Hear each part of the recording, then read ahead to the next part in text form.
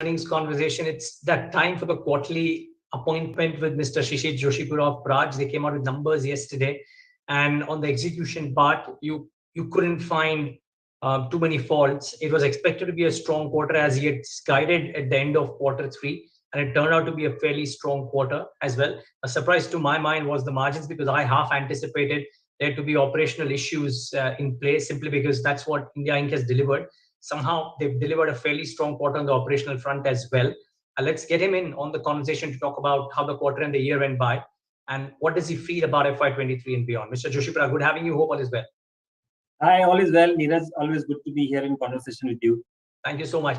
Can I actually change the format a little bit, because in a long interview, at times people might lose the gist of the message. If I were to ask you to summarize it under 2 minutes, to your mind, the key aspect for the quarter or the year gone by, and one thing that you're watching out for FY23, and then we'll get to the minutiae as well. All right. So I think the key issue, as you rightly said at the beginning, was a very strong focus on execution, because we knew that we had an order book, we had commitment to our customers, and we had to deliver that. So very, very strong focus on execution. The raw material volatility and increase in price was a given, so that we knew that that's going to hit us, that we were very clear about it. So we had to define measures to contain the damage, if I can use this word, to the extent we could. We were not really helped by the war in Europe and the nickel price, what happened on the LME.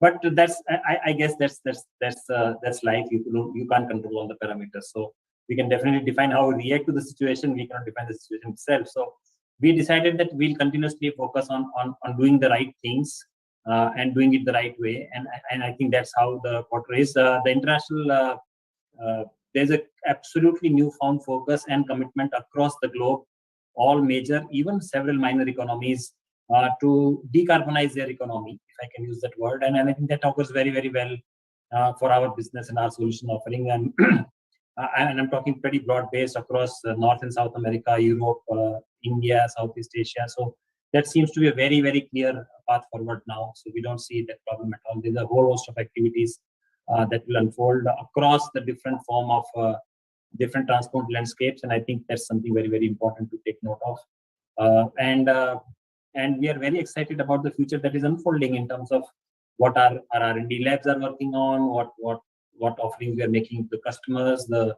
way international markets are beginning to open up and respond. India program continues on a strong path. Government continues to make sure that the message is not lost in the system. So overall, pretty good times to be in. Although challenging on the part of raw material and supply chain disruptions, which are caused by the external events. Yeah, and something beyond control. I also saw with interest the tweet that you put out when you were in Brazil, I presume, about how the Indian petrol pump scenario could look different too. I'll come to that in a moment. First, the quarter. It was expected to be strong on execution, but weak on margins, especially since the conflict broke out midway through the quarter, so to say. You kind of surprised, not on the execution part, but you've surprised a bit on the operational metrics. Talk about that. So very clearly, we knew that, and our projects are not that we booked them in the month of January and executed in February, right? They all got booked in the first quarter of the last financial year, and then they were coming up for execution.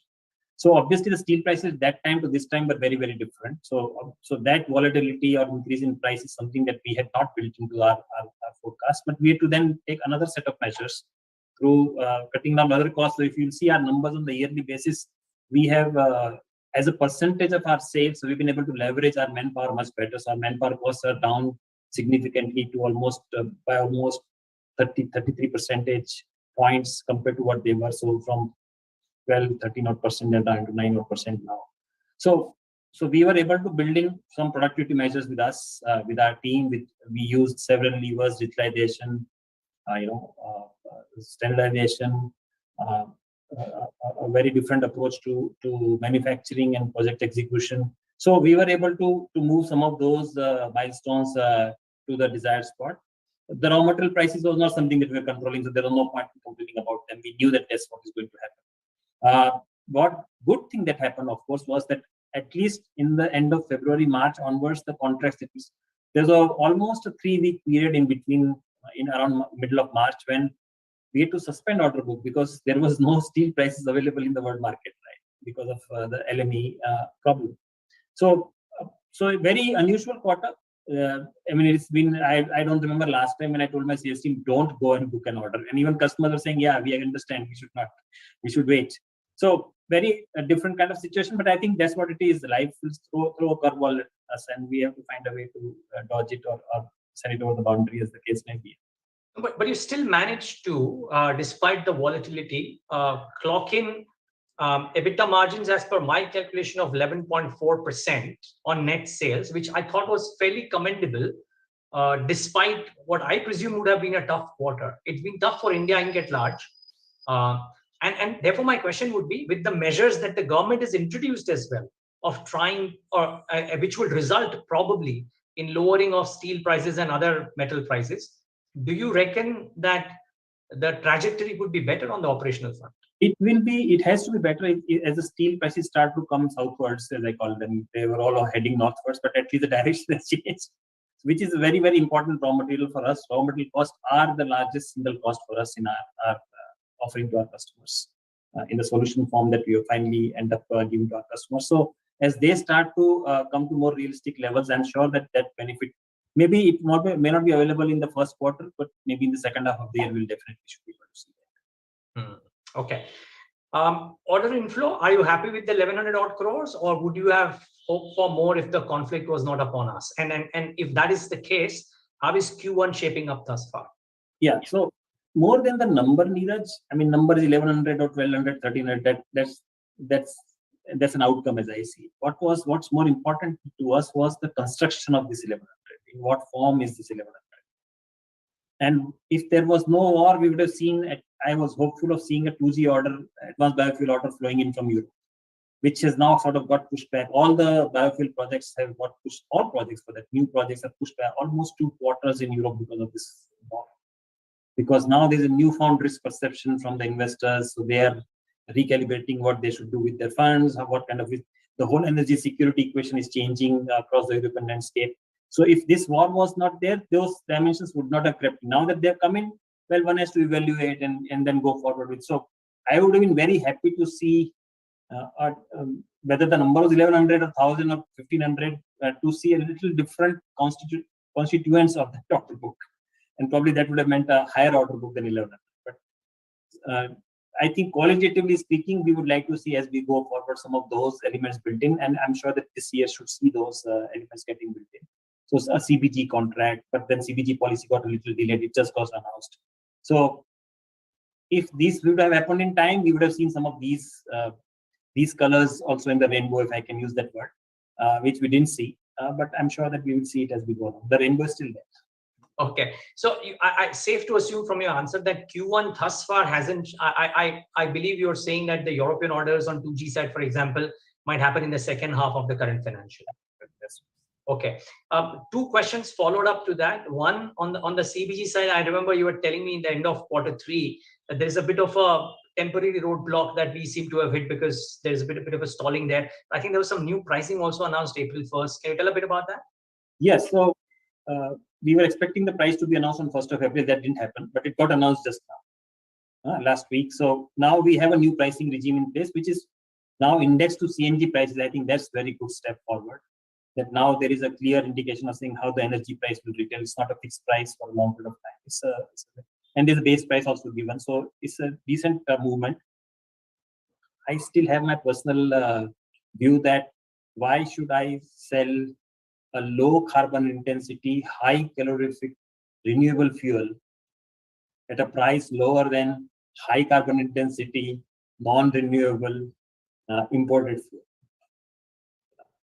So that's the only problem that I have. I'm sure that over a period of time that will get corrected.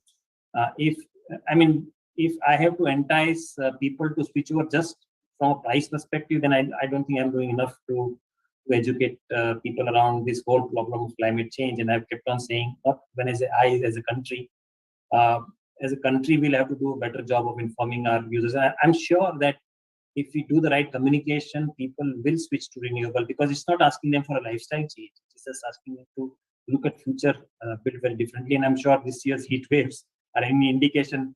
We don't want to be around when it's 10 years from now, because it's only going to get worse, right? So I think some of those dimensions have to be built in. The renewable fuels must get priced higher than conventional fuel, is my personal opinion. And then the conventional fuel should get taxed higher so that you pass on a profit to the user. And I think somewhere we are traveling that path. We're not where we want to be yet, but I'm sure that we get.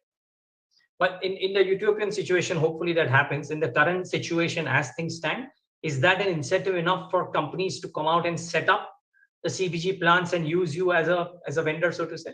We have seen inquiries starting to flow in post announcement. We'll have to see how they translate to orders, but definitely yes, there was a complete stop. There were no inquiries, but that's not the case. Okay. Two more questions on the order book before I move on to the other things. One, there was some announcements of the grain-based distillery prices for the grain as well. The pricing being revised upwards because raw material cost was a bit of an issue. I'm just trying to understand, since the ethanol blending date, I'm at a loss to understand how many times will it be revised forward, but it has been revised ahead. And there is this movement on grain-based ethanol as well in a big way. The pricing has been revised higher too. Is there a faster movement towards companies wanting to set up the distilleries? So 2030 to 2025 advancement was already told, but it was then procedurally it had to be certified by the cabinet. What happened just now. So it's the same date. It's not changed now. But obviously 30 to 25 advancement means that a lot of capacity has to get built now, and that's what we are seeing in terms of our order book getting built very strongly, etc. So that's the clear indication that a lot of capacity is getting built on the ground. There's going to be a lot more is going to be built based on starch. In fact, yesterday's announcement will change the dynamics a little bit again, because the announcement on ban of sugar export, that means a lot more sugar will start getting diverted now to making of ethanol, which means that sugar-based capacity will also start going up, which has sort of reached, I would not say a peak, but very close to its peak based on the feedstock availability. Now that's not the case, change again. So good mix. I think I don't see a single negative right now for ethanol capacity build in India, none whatsoever. But are companies getting into heightened conversations with you in the last 3 months? The pace of dialogue has changed. The pace of finalization has changed. Although, as I told you, that there was a 3-4 weeks hiatus in between because of this nickel situation on the LME. But that was a commonly understood phenomena, so it was not unique to us. It was for the market as well. But I think this was a good way that all of us were able to dialogue transparently with each other. That is our prospective customers as well as our existing customers who are looking at expansions. And they understood, and we also understood, that we can't finalize an order in a completely uncertain environment. There needs to be some sort of certainty on the cost side, and I think that has come back, which is important. So, I mean, I've lived the situation when the steel quotation I was getting on the steel mills was valid only for 1 hour. So, wow, what do you do? wow. That's something. That's one for the keeps, really. So pretty interesting. Must be a difficult time managing this whole set of affairs. In which case, Mr. Joshipura, I'm just trying to understand if it's possible to predict. I asked you earlier about what the operational metrics trajectory would be. I remember at the end of Q3, you had also told me that with the domestic international order mix being 80-20, and you moving towards that, not by design, but by virtue of the kind of orders that are coming up, you would expect the margins to behave in a particular way versus otherwise. So now that there is that order book mix, which might again change because international orders might be lower because of the conflict. At the same time, Indian steel prices might come off. At the same time, there's a bit of an ethanol movement in India, at least, even if international orders are not coming in. Is it possible to second guess what could the operational metrics look like for FY23 annualized? So Neeraj, just to share with you, in the year that went by, we grew our international order book by 37%. Now, one would say 37 is a very decent number, but then you say, yeah, you know what, but my domestic order book grew by 78%, and then suddenly starts to pay. So the domestic wins are obviously stronger, but we are very strongly focusing on creating an equal international, because we believe that there also it is possible. So we are actually enhancing our resources in North America, in South America, in Europe, to see how we can leverage ourselves much better in the international market opportunity and bring it home, so to speak, right? And if we do that, our aim, we are not happy. We are not staying happy with what we achieved. We are very clearly targeting to do better than what we have. If we don't, and this is like a disclaimer, if we don't see a spike upwards or any northward travel of the commodity prices from here on for, let's say, next 6 to 9 months, well, then what we lost this year should at least come back, if not all in part. Okay, fair call. And I can, it's a safe assumption because it's subject to something that is so critical to your company as well, or to any manufacturing company, which is the metal prices. Okay, a couple of other things. You had mentioned the last time that you will have to think about the delivery infrastructure beyond 2024, and that you will be able to share some exact numbers this time. What is the Capex? Are IRRs lower because of the higher input costs? And how do you fund this Capex? Yes, so several developments have happened since then. So I sat down with my team and I told them, guys, we are a company which doesn't have unlimited means. We have limited means, right? And I said, what's the best use we can put our means to? And some is to say, okay, let's take money. And of course, this is something that we go to our customers, that we need to invest that money into an enabling infrastructure for delivery. And then we said, yeah, but what is it that is really expected from us, by our customers? And the answer was that while of course there's on-time performance and execution, all that performance, all that is fine. The key expectation customers have from us is more on the technology side. That they would like us to really ensure that we come up with the best technological solution. Now there's this big clamor and run for in lowering the carbon intensity of what you already produce. Say you produce ethanol, how do you produce at lowest possible carbon intensity and so on. Then what kind of effort and resources we will need to divert there. So we were discussing among our team, and my team came up with some brilliant solutions on which actually say that we may not have to actually invest too much of money to enhance our delivery mechanisms. Mm-hmm. Okay, from the contract execution perspective. Those are more on a variable cost model. So they've come up with some very brilliant ideas there, and how we can debottleneck and so on. And as you saw in our fourth quarter top line execution, we have been able to deliver a fairly large number. So if you just multiply it by 4 and a little more, then I'm already proven that I can deliver that capacity. So that's been the very, very good outcome of our discussion. So of course, there were some what I would call as the way we work, the way the information flows, the way we organize ourselves. So we debottleneck some of our facilities. So we've actually gone and hired some place for shifting our stores to a different location so that space becomes available in the factory and so on. So it's been a more even higher level of efficient operations, better effective utilization of what we have on that side. On the other hand, we are very clear that our spend on our R&D, on our developmental activities needs to shift its orbit. So already we are spending X amount of money, and that will continue to spend. But on top of that, we are also now working on plans to see how can I accelerate some of the commercialization of some of the technology pathways that we will develop. So, some very ultra new, not trying to do it from what we already have, but even if that means that we create new facilities, new pilot plants, then we will do that so that get accelerated, and then we are able to offer it in the commercial front of the market. So a lot more focus is going to be around how we spend money in developmental and technology and innovation part. And fortunately for me, my team has come up with a solution where I don't have to do so much on the execution side. So okay.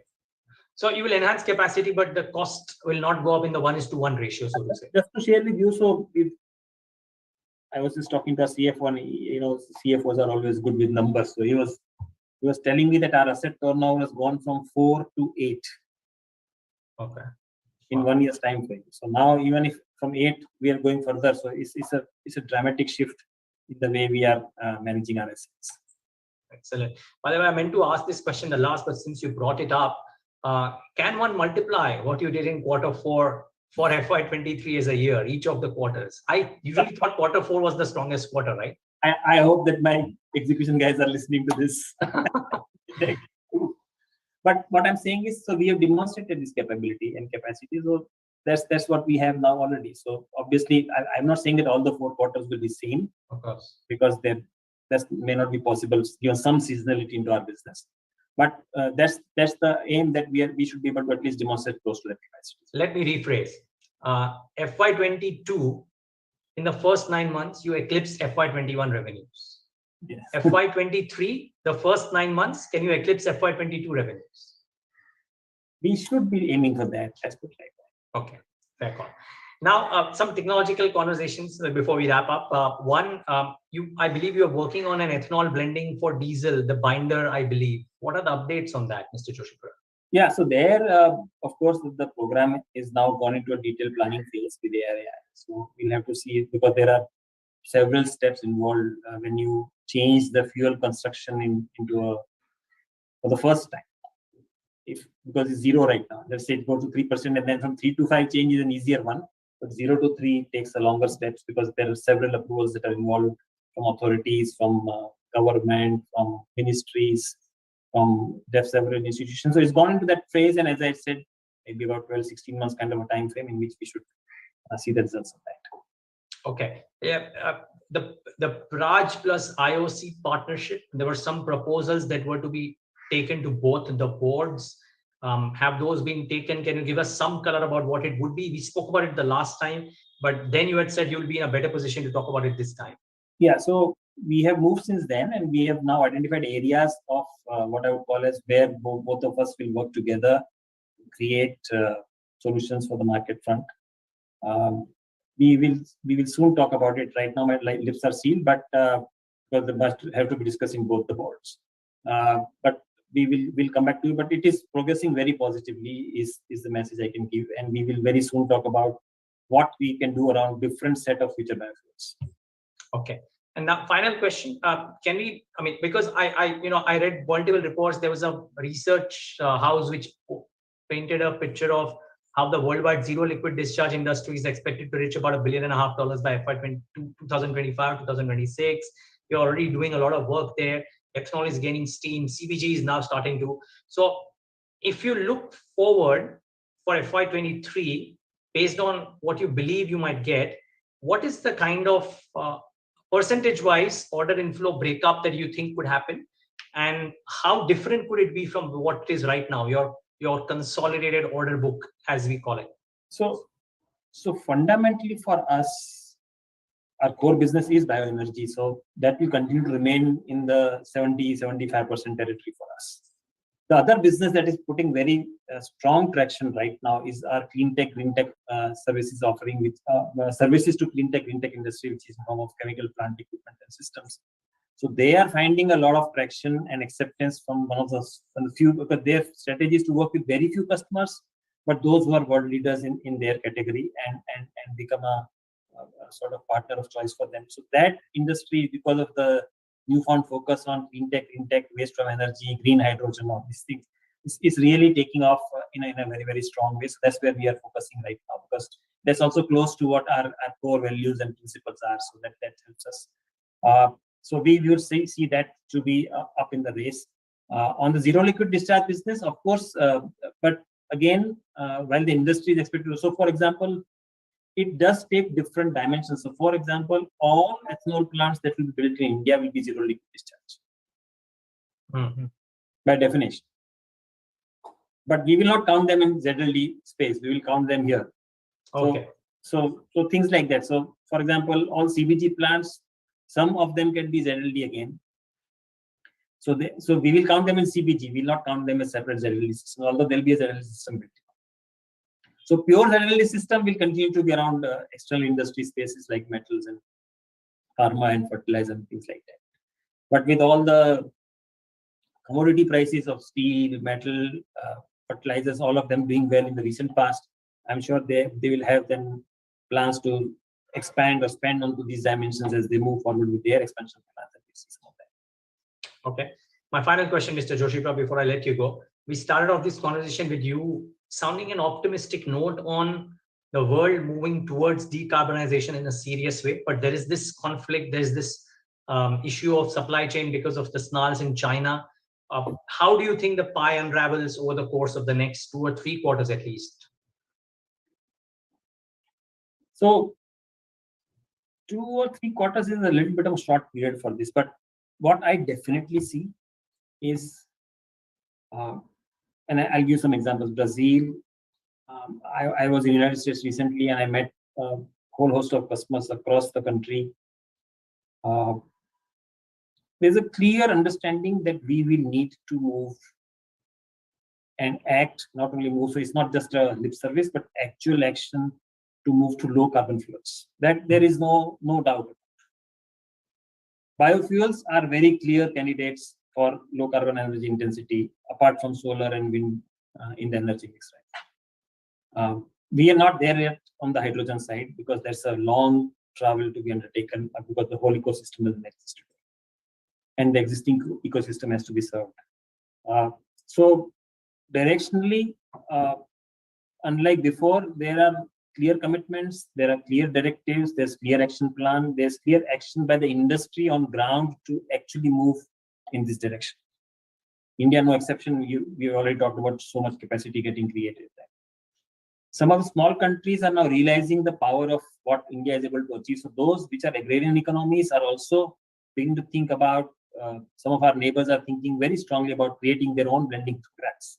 But now they see this as a thing, oh, so this happens next door, why not with me? So that's the second positive.